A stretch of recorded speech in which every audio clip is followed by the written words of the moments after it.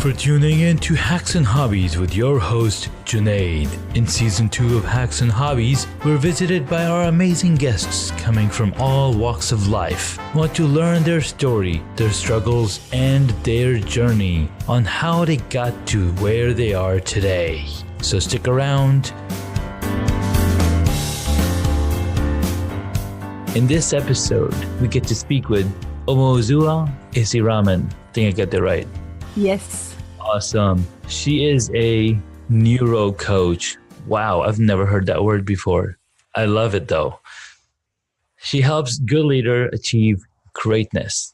And she's an intelligent leadership executive coach. She wants you to be the CEO of your brain. I had the pleasure of speaking with Omozua a few months ago, and I was really, really inspired. There was a lot of good stuff we talked about and figuring out where I wanted to go, and it was just amazing. And since I've been interviewing, I was like, hey, I had a really awesome time talking with Omozua. Let me bring her onto the podcast. Since I've been doing so many interviews, we've got so many under the belt, and I'm just loving all the people that I'm connecting with. And I was like, she, played a really awesome part in helping me grow to where I am today. So Omozua, welcome to the podcast. Thank you very, very much, Junaid. I'm really, really happy for, you having the time to talk to me here. Thank you. You're welcome. Absolutely.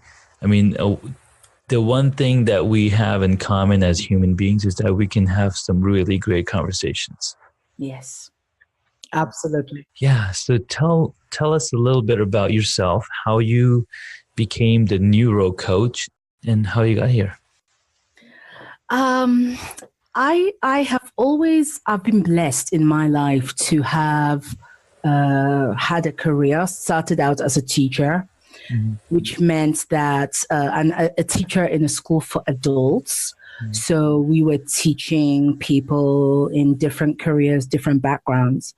And what I realized was that in the lessons that I had with these clients, and when I started training and recruiting teachers and training them, was I had this human field where I saw what it was to pursue a career, to try to improve yourself.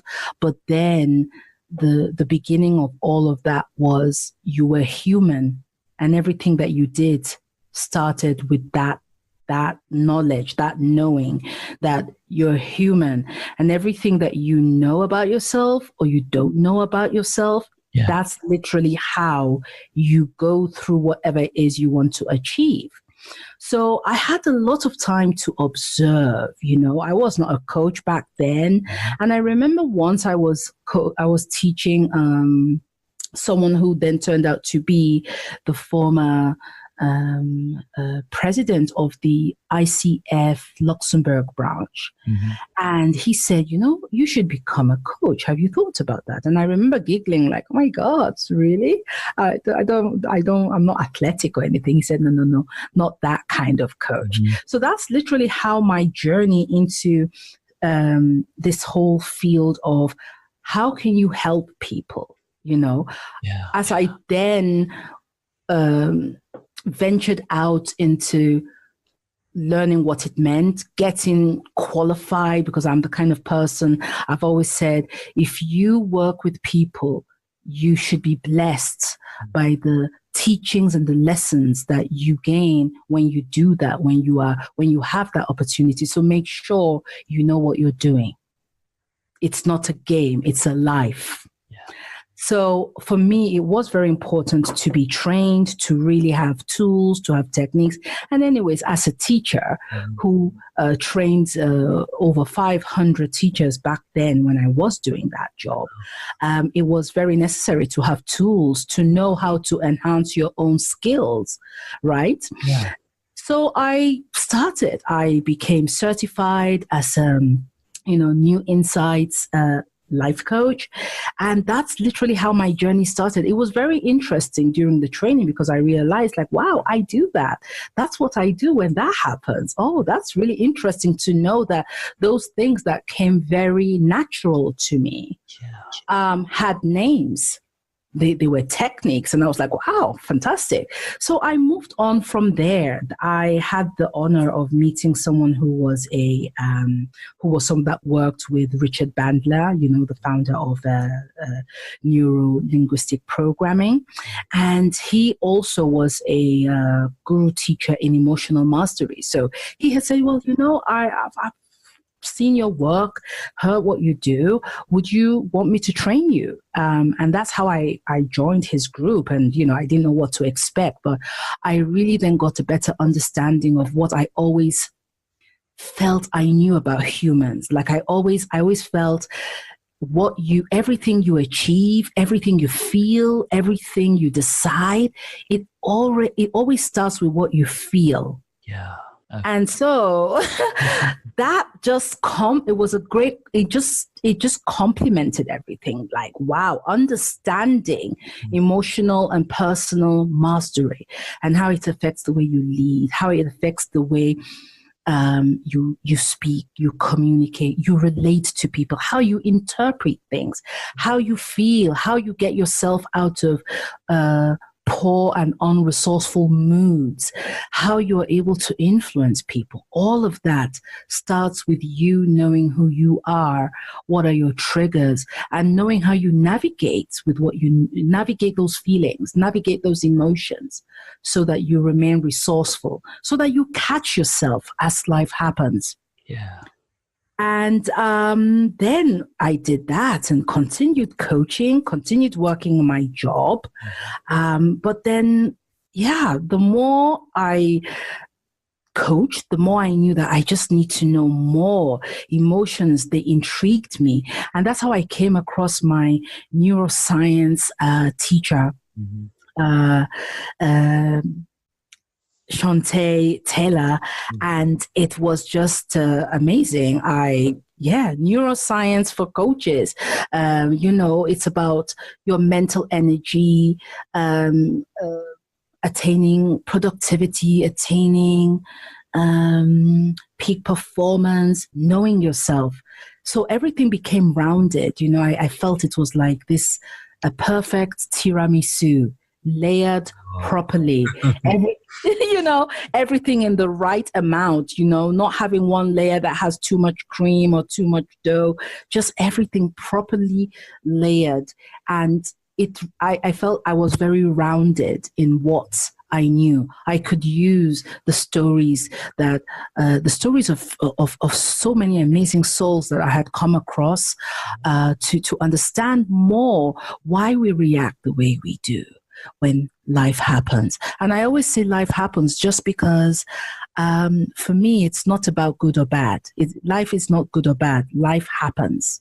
It really just does. I don't believe that life picks you out and say, I'm going to show you pepper, like my grandmother used to say. If you were in trouble, she would say, I will show you pepper. Then you will, you knew you were in trouble. Yeah. And I don't think life does that. I think life happens. And our calling is to stand when we fall. And it's not about doing it perfectly. It's just stand, because as humans, we stand. That's right. That is so deep and so, wow. That was amazing. Because we're given 2 feet to stand on, and and the reason we have eyes on the front of our heads, rather than the sides of our head, like most animals do, right? Absolutely. I was talking to Stephen DeSade recently, and it was it was the first time, but I was flabbergasted. And till now, I really feel that he said something which absolutely opened a new way of looking at things. Again, why I feel knowing yourself. And I'm not talking of all those external labels. I'm talking of knowing yourself from within and focusing on those aspects of your life that enable you to thrive, not feel bad about yourself, not to beat yourself up. He said, people travel the world and one day they find themselves in front of the mirror of life, on the platform of life. They look in the mirror and then they ask someone outside them to tell them who they see. And I was like, wow, so true. That was so deep to me that you look and you cannot even tell yourself who you are. No. In that for reflection, and you need someone outside to tell you who you are, and that is so sad to walk through life like that. I really feel that is so unresourceful. Yeah. Because it affects everything. It affects your relationships. It affects what you can contribute to any mission. It affects what you can do in a community when you don't live from within, when you don't drive your actions from a solid understanding of who you truly are on your own terms. Not with stress, not because you're trying to show somebody, I need you to applaud me. You applaud yourself, because that's the greatest gift you can give yourself. That's right. And we're the only person who can clap for our own selves. Absolutely. With our own two hands. Wow. Exactly. Because that's what they're there for. That's what they're that's what they're there for. So that has been my journey, and coming into making this now my business, it was just very, very natural for me to then understand what it meant to lead. And so when I had the opportunity to participate in the training of John Mattone, who is the founder of the Intelligent Leadership Executive Coaching Program, I just said yes. He coached Steve Jobs for about a year and a half or so before he passed, before he passed away.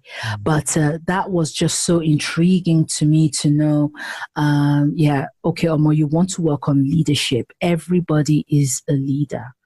And leader is not just the title, not just the, not the label. Oh, you're a leader of this, you're a leader. No, I'm talking of, do you lead from within? Yeah. Do you lead with what you know about yourself? Do you lead with your ability to stand up when life happens? Do you lead with knowledge and empathy that embraces the fact that, yes, we interact, we relate, and we communicate with people? That is so amazing. It was so, and that there was a time in my life when I had the feeling my heart was bleeding. Oh, my heart. Know the feeling.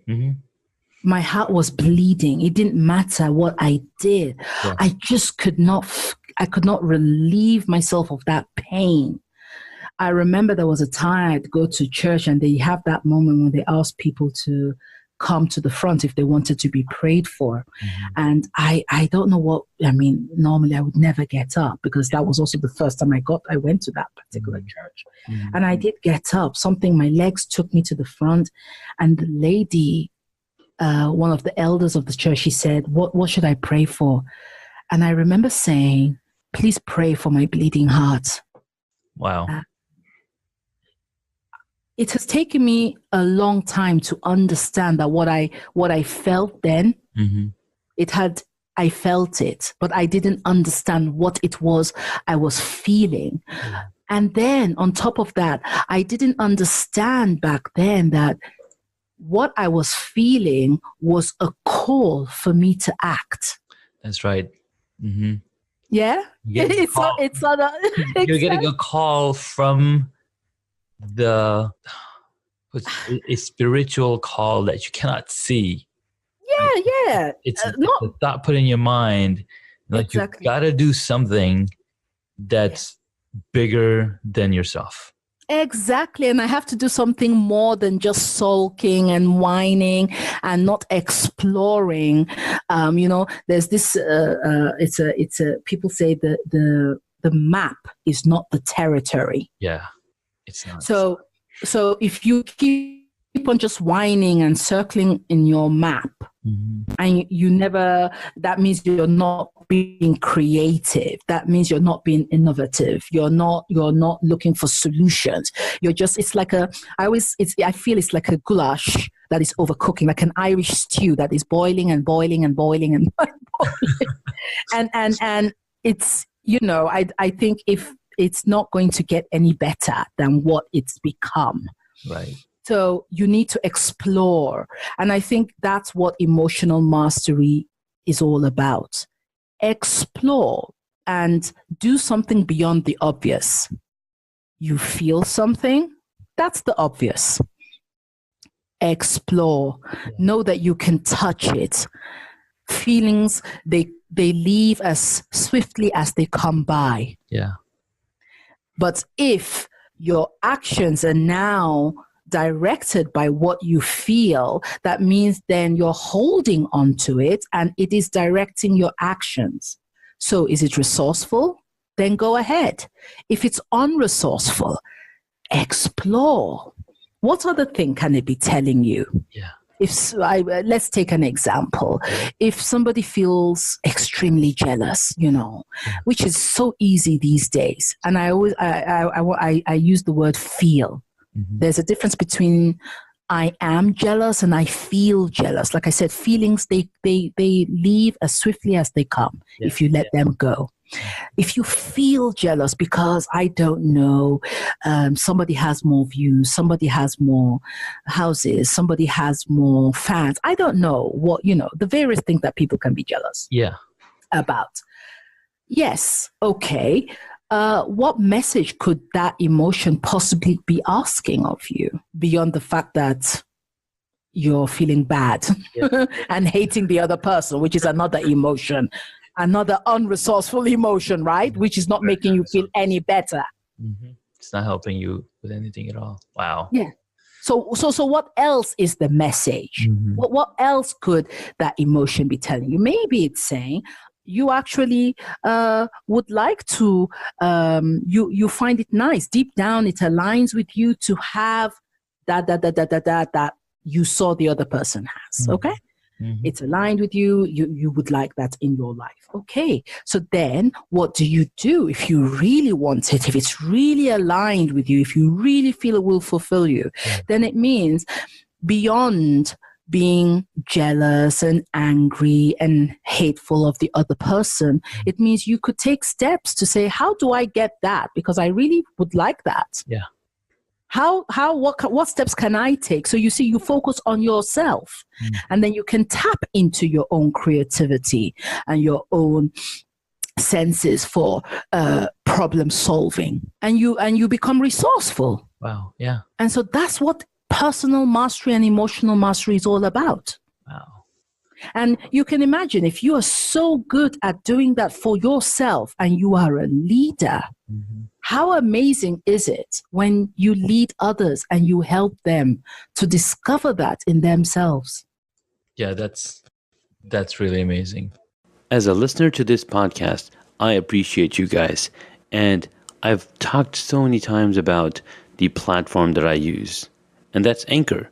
Anchor makes it so much easier for me to publish my podcast to several different platforms, such as Apple Podcasts, Google Podcasts, Spotify, and so many more.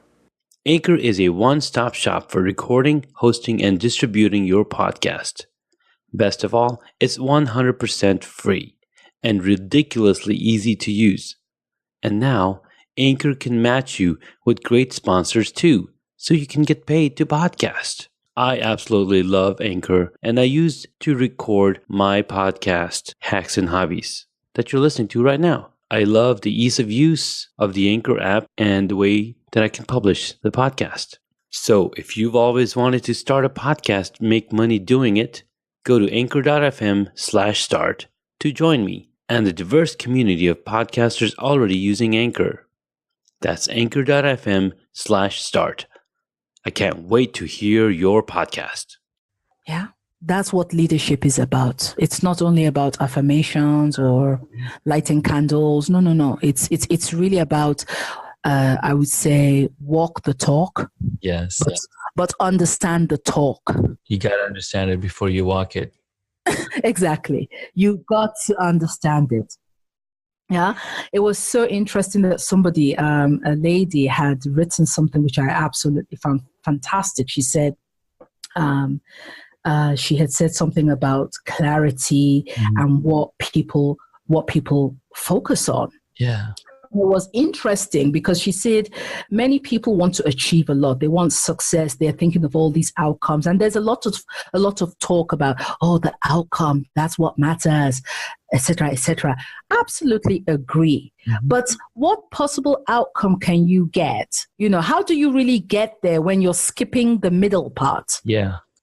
And the middle part to me is, have you actually done anything to get the clarity you need to go about what it is you want to achieve with ease? Mm-hmm. Have you done that? Because if you've not, I mean, wow. Not going to work. It's like the example that I always come up with is, you want to go see a movie or you want to go to your room upstairs. Well, if you don't take the first step and the second step, you can't just, get to the top floor without taking the 14 steps that you have climb up the stairs. Absolutely. And also, even if you decide now climb up the stairs, but the question is, how easy is that mounting the stairs? How easy is it going to be when you don't have the clarity? So you can drive greatness outside with your outer skills, but what drives that is the inner skills, your inner core skills, and what you know about them, and know how do you activate them for your own good and for the good of your immediate environment, and then what is the ripple effect that you're sending out? Wow. So it all starts with what you know about yourself, how you are able to course correct, how you are able to also be okay when you course correct, because that has something to do with that, the idea of failure. Yeah. If failure becomes a dinosaur and not just the lizard that it is, how are you going to grow? Then you can't course correct because you're so afraid that you remain stuck. Yes, you can remain stuck. That's a lizard. A lizard is sometimes just a lizard. And if it becomes a dinosaur, you want to be very sure that it is a dinosaur before you start panicking. Because I think of it as thinking, people should ask themselves more, how resourceful is what I am doing right now? It's a very basic question. It is. But whatever it is you're doing, just simple question. How resourceful is what I am doing right now? And if you're okay with it, if you don't have a sensation in you that goes through your body that is screaming, this is not helping, get up. Stop what it is you're doing. I don't know. Are you Netflixing all day long? You hear that voice telling you, oh, come on, not one more season. Right. and then comes the power of choice. Exactly. You choose to watch another season. Yes, and it's okay if you choose to watch another season, but it's also be okay with it. Be okay with the consequence. Yes. That's it. That's where the struggle lies, because people are not okay with the consequence of the choice they made. Oh, that's really interesting. I've never thought of that. I've thought of it that way, because people make choices. Well, they're okay with the consequences, but the outcome. Don't pay attention. They're not paying attention. Yes. Right? That's what's happening. Yeah. And then you beat yourself up about the way you feel about the decision you made. Yeah. And then it's just a downward spiral. So if you drink another glass of who knows what, and you were not you didn't want to do it, but then you did it, even though you know you're going to feel sick after that. And then when you feel sick, then you start feeling bad about the fact that you feel sick, and then you feel bad about the fact that you feel bad. Those second order feelings, those are the worst. It's not the initial situation that's bad. It's what people feel about the way they feel about something they did. And they say, oh, I shouldn't have done that. Yes. Then comes guilt, because you feel guilty that you did it. And then you feel bad about feeling guilty that you chose to do something. And that's how this anxiety, extreme fear, that's how that builds up. And that's why it's so important to be mindful. I know people talk about being mindful, but being mindful to me is not sitting on Saturday and drinking your favorite tea from your favorite cup. Right. Being mindful is learning how to tame your inner mind chihuahua, the brain, actually the emotional brain. The emotional brain, that's right. The amygdala. I like to call it the inner mind chihuahua, because chihuahuas, you know, they bark louder than all the other larger dogs they see. But that is where you become the CEO of your brain, not the brain being your CEO, running you. Because if you let all those feelings control you, you start running helter-skelter, and nothing good can come of that. No, what you're saying, those are really amazing points. I mean, I see all of that. I mean, and seeing it from your perspective, because, you know, you've done the observation, you've done all of that. It's just, wow. I always like to say, how do you create magic? Yeah. Magic from within. How do you drive greatness from within? First of all, you can only make it on your own terms when it's coming from you in every sense. And it's very actionable. You know, I know people say, yes, try identify your weakness and try to change them, try to make them better. I don't know what that means. What I know is that it's good to identify your strengths. And you know how you say, there's always a partner. There's always somebody that supports you. You know, a wife supports the husband supports the wife. On your journey, you're going to have people who support you. You know, I have a circle of 20. So instead of me focusing on my weakness and trying to change them, I am able to tap into the creativity and knowledge that I get from those within my circle of 20 that can help me in those areas where I'm not the strongest. That's really cool. My weaknesses are not my focus, because I realize that my mental energy is so important, and I don't have it en masse. Very limited. Yes, it's limited to, you know, after a certain while, it's limited, and you have to retank, and you have to nurture, you have to care, you have to, you know, people self-care. What do you do to maintain your mental energy? So that you can actually attain peak performance, so that you can be productive, so that you can extend your ability to navigate throughout the day and be as resourceful as possible and use your resources well. And so I think having those people in my circle of 20 who help me where I am not the best, and I don't have to be the best, but I just feel if I spend, it's like I have a VA. So if I would spend time doing things that she helps me do, when it comes to design, creating all those technical stuff. There are people that can go on Canva and editing and all that, and they love it. I don't. I just don't. And it becomes even more frustrating when I try, because the more I try, the longer it takes me, and the angrier I feel I get. I know the feeling. So I stopped. So I can focus on other things, which is doing my work as a coach and actually coaching and helping people to really understand how to create magic on their own terms, and that greatness, success, all those good fancy words, if they can leave everybody out of that. No, absolutely. Yeah.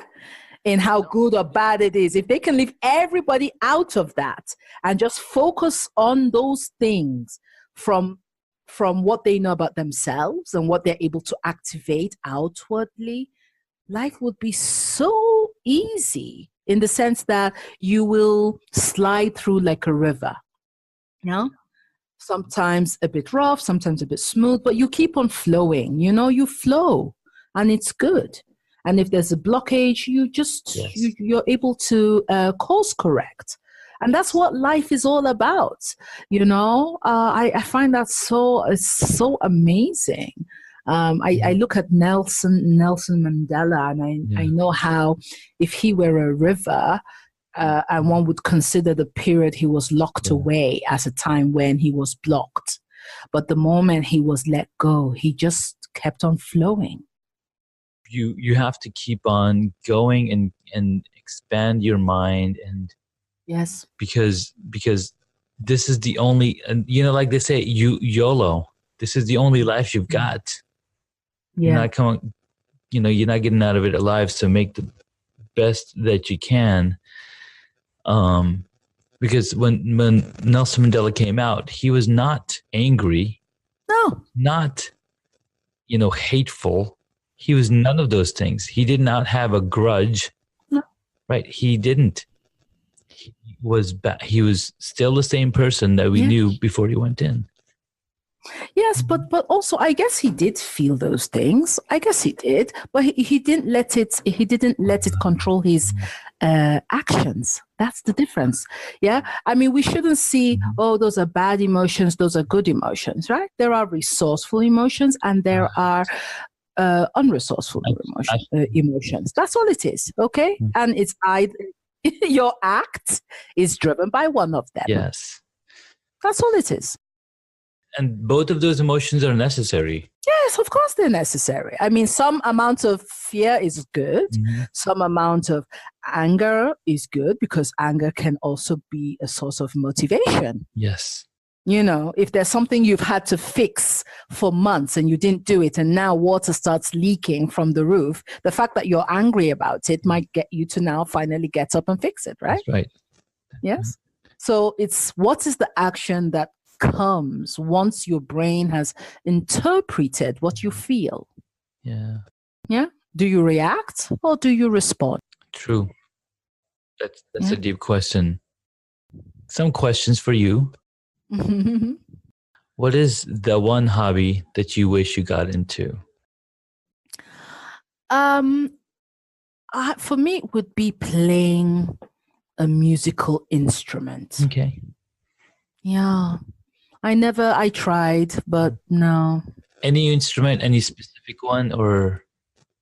I like the violin for some reason, or the piano. And I did have a piano teacher, but she said I didn't have the fingers for it. So after 2 weeks, she told my mom to find something else. Oh, really? Okay. And then we tried ballet, and the teacher said, no, she doesn't have the feet for that either. So, yeah. I became someone along the years. I cheered people. I applauded people. I was the back, during sports, I would motivate people, run faster for the team, do that. That was more the background kind of person, strengthening from behind. That was okay for me. Yeah. So no instruments. The flute, got bored. Too much spit and all that stuff. So, no. Wow, that's cool. All right. So what is your favorite movie or TV show? Movie, I would say it's The Color Purple with Oprah Winfrey and what's her name? Whoopi Goldberg. Whoopi Goldberg. Okay. Yes. And TV show, I would say Grey's Anatomy. Grey's Anatomy. Okay. Yes, I'm a big fan of that. Nice. I have not seen that movie, so I might have to check it out. It's a TV show. It's nice. Awesome. So where can people find you, and what can they expect to learn from you? I mean, they've learned a lot in this episode. This is so cool. And what are your plans for the next 6 months? So for the next 6 months, I am looking to get on a lot of podcasts, to just share my story, to share these insights with the hope that it will do more than just motivate people to want to step into their own greatness, and understanding the power of why your greatness has to have to do with you and only you. So I'm also going to start my group coaching courses on emotional mastery and communication. That's something I was able to do very successfully last year. So I would like to build on that. And at the end, I want to speak more, start my speaking career where I hope that this year I could have a TEDx talk, give a TEDx talk. I want to do that. And just really keep on working on my business and touching one life at a time, and helping people understand emotions and use it resourcefully and thrive. Fantastic. I love it. Yeah. That's awesome. And where can people find you? Yeah. You have a... Yes, I have a website, very, very easy. It's my name, omozua.com, Omozua. And you can also find me on LinkedIn, also, Omozua Isiramen. Send me a message, contact me. I love to have discussions with people about this, and also to see how I can be of service. I'm always blessed by everybody I've worked with and who I work with now, and I look forward to many more, and sending out this ripple effect of actionable empowerment. Beautiful. Thank you so much. That was lovely. Good friend of mine, Rob Howes, always says, as soon as you said it, as soon as you have uttered the words out of your mouth, you've enabled that ripple effect. Yes. If you could think it, it's possible because you thought of it. Yeah, he says that a lot. I spoke to him a few I love this guy. He's amazing. Yes. If there was somebody you think that would benefit from this podcast and would love to come talk to me, I would absolutely appreciate.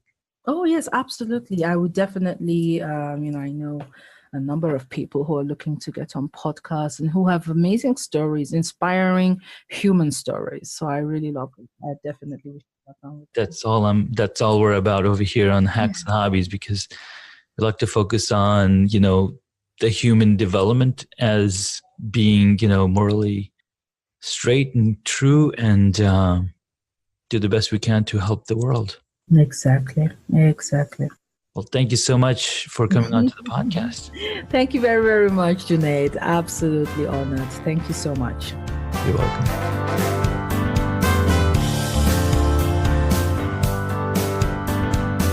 Thank you for listening to Hacks and Hobbies. You can find additional information on the guest today on the website hacksandhobbies.com. Please feel free to subscribe to the podcast so you don't miss out on upcoming interviews with amazing guests.